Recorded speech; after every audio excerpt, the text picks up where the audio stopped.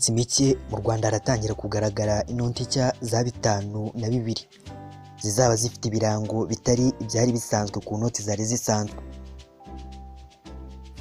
Bimwe mu bizaba biranga inoti nshya ya 5 harimo inyubako ya Kigali Convention Center, mu gihe mu bizaba biranga inoti nshya ya 2 harimo igishushanyo kigaragaza imwe mu misozi myiza itatse u Rwanda ndetse n'ikiyaga cya Kivu nk'uko tubikesha RBA.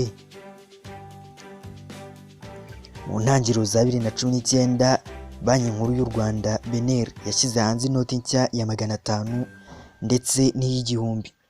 Icyo gihe Guverineri wa BNR John Rwangombwa yavuze ko hari impamvu nyinshi zatumye izi noti zihindurwa, zirimo kuba izi noti zenda gusa ndetse no kuba inoti ya 500 yari yoroshye cyane.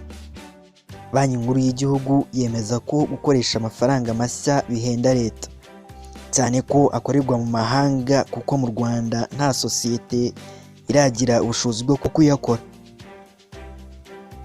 Nk'inoti nshya za 2 na 5 zakorewe mu Burusiya na sosiyete ya Minisiteri y'Imari n'Igenamigambi yaho yitwa Goznak, ica leta y'u Rwanda amafaranga asaga miliyari ubariye mu manyarwanda.